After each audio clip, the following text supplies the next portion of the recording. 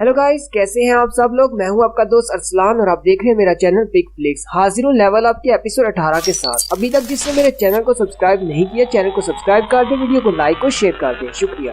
Last episode के and पे हमने देखा था व्हाइट टाइगर गिल्ड के मैनेजर जिन्वू को रिक्रूट करने के लिए डंजन के बाहर आते हैं, जहाँ पर वो रेड करने के लिए गए हुए हैं। मैनेजर बाहर का सीन देखकर बहुत ज्यादा हैरान हो जाते हैं, क्योंकि वहाँ पर बाकी के सारे मेंबर बैठकर पिकनिक मना रहे होते हैं। मैनेजर से देखकर बहुत ज्यादा हैरान हो जाते हैं। थोड़ी ही देर के बाद संग जिनवू और जिनहो दोनों ही बाहर निकल आते हैं। जिनवू जिनहो से कहता है, तुम्हारा कल का क्या शेड्यूल है? मुझे कुछ बहुत ही जरूरी काम के लिए जाना है, इसलिए मैं कल नहीं आ सकता। इसलिए अगर कल का डंजन का कोई प्लान है तो उसे कैंसिल कर दो। जिनहो जल्दी से अपना मोबाइल निकालता है और कहता है, हाँ मैंने वैसे कल का प्लान बनाया हुआ है। मैंने 3 डंजन्स को रिजर्व किया हुआ है। अगर तुम्हें किसी अर्जेंट काम के लिए जाना है तो मैं अपनी रिजर्वेशन को कैंसिल कर देता हूँ। जिनहो से पूछता है, क्या वाकई में से कैंसिल करना जरूरी है? जिनहो से कहता है, हाँ कैंसिल करना लाजमी है, क्योंकि अगर 2 दिन के अंदर अंदर हम लोग उस डंजन के अंदर नहीं जाते तो 2 दिन बाद वो ऑटोमेटिकली कैंसिल हो जाएगा। जिनवू से कहता है, अच्छा ठीक है, अभी कैंसिल मत करो। उसी वक्त मैनेजर आगे बढ़ते हैं और उसे कहते हैं, जिनवू मुझे आपसे बात करनी है। जिनवू उसे देखकर हैरान हो जाता है, क्योंकि वो उसे पहचानता नहीं। मैनेजर आगे बढ़ते हैं और अपना कार्ड देते हुए कहते हैं, मैं व्हाइट टाइगर गिल्ड की मैनेजमेंट टीम से हूँ। मैं यहाँ पर तुमसे मिलने के लिए आया हूँ। मैनेजर जिनवू को लेकर एक कैफे में चले जाते हैं, जहाँ पर बैठकर वो दोनों बात करते हैं। मैनेजर उसे कहते हैं, तुमने व्हाइट गिल्ड के बारे में सुना होगा। जिनवू से कहता है, हाँ मैंने सुना हुआ है, व्हाइट गिल्ड काफी ज्यादा फेमस है। मैनेजर उसे कहते हैं, मैं सीधा पॉइंट पर आता हूँ। हम व्हाइट टाइगर गिल्ड वाले तुम्हें अपने गिल्ड में लेना चाहते हैं। यूजिन आर्किटेक्चर्स वाले तुम्हें जितना भी पैसा दे रहे हैं, हम तुम्हें उसका डबल देंगे। तुम उन लोगों को छोड़कर हमारे साथ आ जाओ, और अगर तुम अपनी स्किल्स के मुताबिक बेहतरीन काम करते हो तो हम तुम्हारी सैलरी को और भी ज्यादा बढ़ा देंगे। जबकि अंदर ही अंदर वो सोच रहे होते हैं, ये तो एक बहुत बड़ी ऑफर है। मुझे लगता है कि ये जल्दी से मान जाएगा, क्योंकि ये एक ई रैंक का हंटर है। इतनी बड़ी ऑफर इससे पहले कहीं से नहीं मिली होगी। लेकिन जिनवू मैनेजर से पूछता है, पहले मुझे ये बताओ, जिस बिल्डिंग में तुम लोग रहते हो, जहाँ से तुम्हारा ऑफिस है, उस बिल्डिंग की प्राइस कितनी है? ये बात सुनते ही मैनेजर हैरान हो जाते हैं और कहते हैं, क्या मतलब है तुम्हारी इस बात का? मैनेजर उसे कहते हैं, हम अपनी बिल्डिंग के सारे फ्लोर्स को इस्तेमाल नहीं करते, लेकिन जितने फ्लोर्स हम इस्तेमाल कर रहे हैं तकरीबन 50 बिलियन होगी उसकी कीमत। जिनवू से कहता है, और तुम वो सारी बिल्डिंग मेरे हवाले करना चाहते हो? मैनेजर और भी ज्यादा घबरा जाता है और कहता है, मुझे तुम्हारी बातों की समझ नहीं आ रही, हम तुम्हें अपनी बिल्डिंग क्यों देंगे? साथ ही मैनेजर बहुत ज्यादा चौंक जाते हैं, क्योंकि जिनवू उनको बताता है कि मैं यू जिनहो के साथ इसीलिए काम करता हूँ क्योंकि वो अपनी बिल्डिंग मुझे देने वाला है, जिसकी कीमत 30 बिलियन है। और अगर तुम मुझे इसका डबल देना चाहते हो तो इसका मतलब तो ये हुआ कि तुम अपनी बिल्डिंग को देने के बाद भी 10 बिलियन एक्स्ट्रा देने होंगे। मुझे नहीं लगता कि व्हाइट गिल्ड वाले तुम्हारी इस बात को मानेंगे। मैनेजर बहुत ज्यादा हैरान हो जाते हैं और कहते हैं, आखिर ये बंदा कितना ज्यादा ग्रेट हो सकता है, ये कितना ज्यादा स्ट्रॉन्ग है, जिसकी वजह से यूजिन वाले इसको 30 बिलियन दे रहे हैं। यहाँ पे ये सिर्फ ब्लफिंग कर रहा है, क्योंकि मुझे नहीं पता कि वाकई में से 30 बिलियन मिल रहे हैं या फिर नहीं। जिनवू अपना मोबाइल निकालता है और मैनेजर से कहता है, अगर तुम्हें लगता है कि मैं झूठ बोल रहा हूँ तो मैं तुम्हारे लिए इसको कंफर्म कर सकता हूँ। मैनेजर उसे कहते हैं, जितना तुम मांग रहे हो ये तो मेरी एबिलिटीज से बहुत ज्यादा है, मैं इतना नहीं दे सकता। अगर तुम चाहो तो मैं अपनी व्हाइट गिल्ड के हायर अप्स के साथ निगोशिएशन कर सकता हूँ।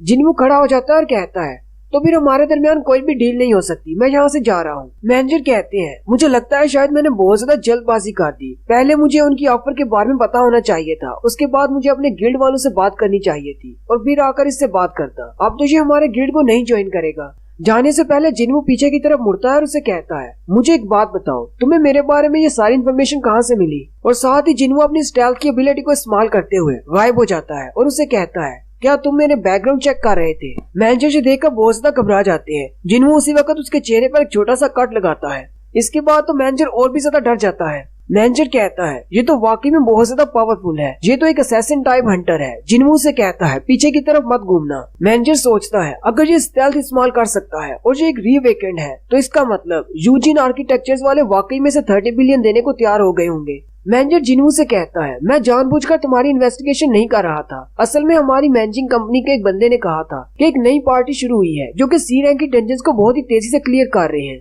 उसी वजह से मैंने तुम्हारे बारे में इन्फॉर्मेशन निकाली, इससे ज्यादा कुछ भी नहीं। इसके अलावा एक और रीजन ये भी है कि 3 बार एक्सीडेंट्स हुए हैं डंजन्स के अंदर और तीनों बार तुम जिंदा बाहर निकले हो। अब इनको एक्सीडेंट्स नहीं माना जाता, क्योंकि बहुत सारे लोग इसको एक्सीडेंट नहीं समझ रहे, और हमें शक है कि तुम्हें रीवेकनिंग मिली है। इसी वजह से यूजिन तुम्हें अपने साथ मिलाना चाहता है, क्योंकि वो अपना एक गिल्ड क्रिएट करना चाहता है। इसके अलावा मुझे ज्यादा कुछ नहीं पता।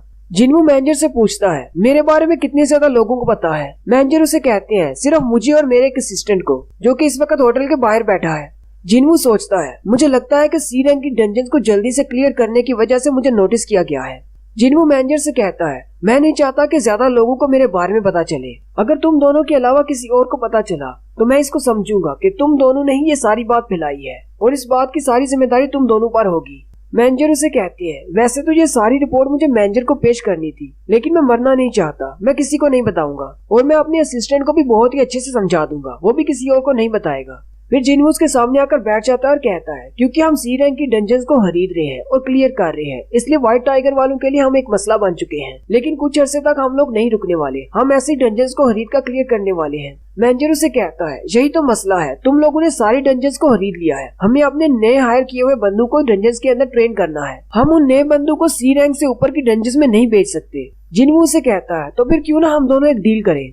मैनेजर उसे कहते हैं, कैसी डील। जिनवू से कहता है, हम अपनी 3 सी रैंक की डंजन्स तुम्हें बेचेंगे। ये एक स्पेशल ऑफर है जो कि सिर्फ आज के लिए है। अगर तुम इन सी रैंक की डंजन्स को हायर नहीं करते तो अगले कुछ दिनों तक तुम्हारे लिए कोई भी और डंजन नहीं बचेगी। मैनेजर सोचते हैं, हम अपने रिक्रूटर्स को दूसरे इलाकों में जाकर ट्रेन कर सकते हैं, लेकिन वहाँ के गिल्ड्स के साथ हमारी लड़ाई हो जाएगी, इसलिए हमारे पास और कोई रास्ता नहीं इनसे डंजन खरीदने के अलावा। मैनेजर उससे पूछते हैं, हमें तुम्हें कितना पे करना होगा, तीनों डंजन्स का टोटल कितना होगा। जिनवू मैनेजर से कहता है, तुम्हें हर एक डंजन का 300 मिलियन वोन देना होगा। मैनेजर चिल्लाकर जिनवू से कहते हैं, सी रैंक की डंजन के अंदर से जितने भी मैजिकल क्रिस्टल्स निकलते हैं उन सब को मिलाकर भी 200 मिलियन वोन से ज्यादा की रकम नहीं मिलती। इस तरह तो हमारा नुकसान हो जाएगा। तुम हमसे 300 मिलियन मांग रहे हो, चलो ठीक है, ना तुम्हारी ना हमारी, हम तुम्हें 200 मिलियन वोन देंगे। जिनवू जल्दी से मान जाता है। मैनेजर पहले हैरान हो जाता है, आहिर इतनी जल्दी मान कैसे गया। साथ ही जिनवू मैनेजर के साथ हाथ मिलाता है और कहता है, तो हमारी डील हो गई, 3 सी रैंक की डंजन हम तुम्हें देंगे, तुम्हें हमें 600 मिलियन वोन देने हैं, जल्दी से मेरे अकाउंट में ट्रांसफर कर दो। साथ ही जिनवू अपने पास एक पोशन निकालता है और कहता है, ये मेरी तरफ से एक गिफ्ट है, अपना मुंह खोलो। मैनेजर अपना मुंह खोलता है, वो उस पोशन को उसके मुंह में डाल देता है। जैसे ही वो उसके मुंह में जाता है उसके चेहरे पर लगा हुआ कट बढ़ जाता है। ये देखकर मैनेजर और भी ज्यादा हैरान हो जाता है और कहता है, अब आखिर ये कौन सी एबिलिटी है।